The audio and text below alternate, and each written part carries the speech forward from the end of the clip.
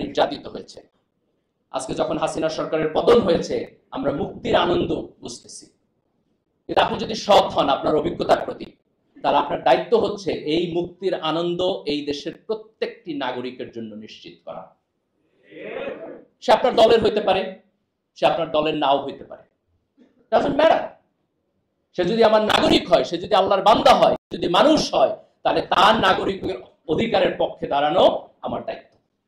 দেখেন আল্লাহ রাসূল যখন মক্কা থেকে মদিনায় গেছেন, উনি মদিনার বিভিন্ন গোত্রের সাথে চুক্তি করেছেন।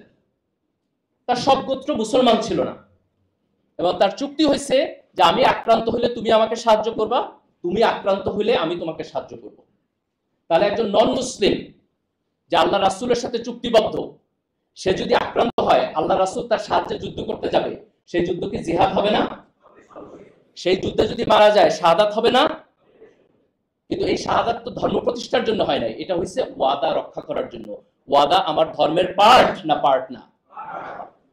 তাহলে আজকে রাষ্ট্রের নাগরিক হিসাবে আমি যখন একটা সংবিধানের মধ্যে একটা সিস্টেম তৈরি করতেছি, তখন আমি সকল নাগরিকের জন্য তার নাগরিক অধিকারের নিশ্চয়তা দিতেছি। আমি তার ধর্মের উপর ভিত্তি করে পার্থক্য করতেছি না, তার বর্ণের উপর ভিত্তি করে পার্থক্য করতেছি না, তার এথনিসিটির উপর ভিত্তি করে পার্থক্য করতেছি না। কিন্তু আমার রাষ্ট্রের সুনির্দিষ্ট আদর্শ থাকবে, ইডিওলজি থাকবে। মুসলমানরা তাদের ধর্ম থেকে তার নৈতিক যে মোটিভেশন সেটি নেবে, যিনি হিন্দু তিনি হিন্দু ধর্ম থেকে তার মোটিভেশন নেবেন, এবং আমরা একটি সাম্প্রদায়িক সম্প্রীতির মধ্য দিয়ে সবাই মিলে আমরা বাংলাদেশ হয়ে উঠব। এটি হচ্ছে আমাদের আগামী দিনের রাজনৈতিক অঙ্গীকার। আজকে আমি ঢাকা বিশ্ববিদ্যালয় শিবিরকে খুব স্পেসিফিকলি ধন্যবাদ দিতে চাই। আমি যখন বিশ্ববিদ্যালয়ের দায়িত্বশীল ছিলাম আজকে থেকে প্রায় 15-16 বছর আগে, কিন্তু আলহামদুলিল্লাহ আজকে ঢাকা বিশ্ববিদ্যালয়ে যারা নেতৃত্ব দিতেছে তাদেরকে দেখলে আমার সেই পুরাতন দিনের কথা মনে হয়।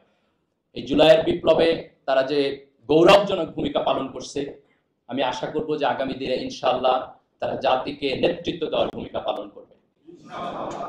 আমরা এখনো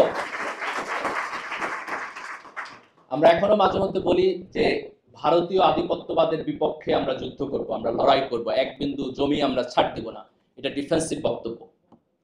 কিন্তু আমরা আগামী দিনে যে রাজনীতি করতে চাই, আমরা আমাদের যোগ্যতার মধ্য দিয়ে সারা দুনিয়াতে বাংলাদেশ যে একটা কম্পিটেন্ট জাতি, একটা দেশ, সেটিকে আমরা তুলে ধরতে চাই। আমরা উপমহাদেশের নেতৃত্ব দিতে চাই। আমরা মায়ানমারের রোহিঙ্গাদের প্রবলেম সলভ করতে চাই। আমরা ভারতের মুসলমানদের অধিকারের পক্ষে দাঁড়াইতে চাই। আমরা ভারত এবং পাকিস্তানের মধ্যে নেগোসিয়েশন করতে চাই। আমরা সার্ককে শক্তিশালী করতে চাই। আমরা দক্ষিণ এশিয়াকে নেতৃত্ব দিতে চাই। আমরা বিশ্বকে নেতৃত্ব দিতে চাই। যেই তরুণ প্রজন্ম হাসিনার মতো একটি শক্তিশালী ফ্যাসিস্টকে রাস্তায় দাঁড়াইয়া কোনো রাজনৈতিক দলের সহযোগিতা ছাড়া নিজেরা নেতৃত্ব দিয়ে এই ফ্যাসিবাদকে পতন করেছে, তারা আগামী দিনে এই দেশকে নেতৃত্ব দিতে পারবে ইনশাআল্লাহ। আমি সবাইকে উদাত্ত আহ্বান জানাবো, আপনারা রাজনৈতিকভাবে সচেতন থাকবেন। দলের কর্মী কম হন, দেশের কর্মী বেশি হবেন। আমাদের জাতীয় স্বার্থের প্রশ্নে কোনো কম্প্রোমাইজ আমরা করব না।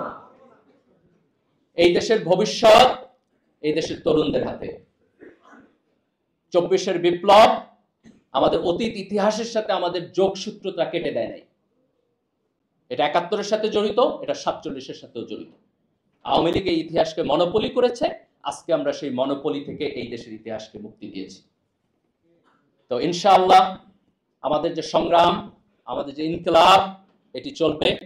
এই দেশের তরুণ প্রজন্ম আবার তার সংগ্রাম পরিচালনা করবে, এবং ইনশাআল্লাহ আমরা বাংলাদেশকে একটি শক্তিশালী গণতান্ত্রিক রাষ্ট্র হিসাবে বিশ্বের বুকে দাঁড় করাবো।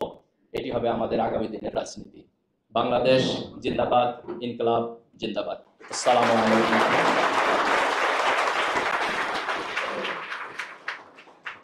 আলহামদুলিল্লাহ, আমরা চমৎকার আলোচনা শুনলাম। আমাদের আসলে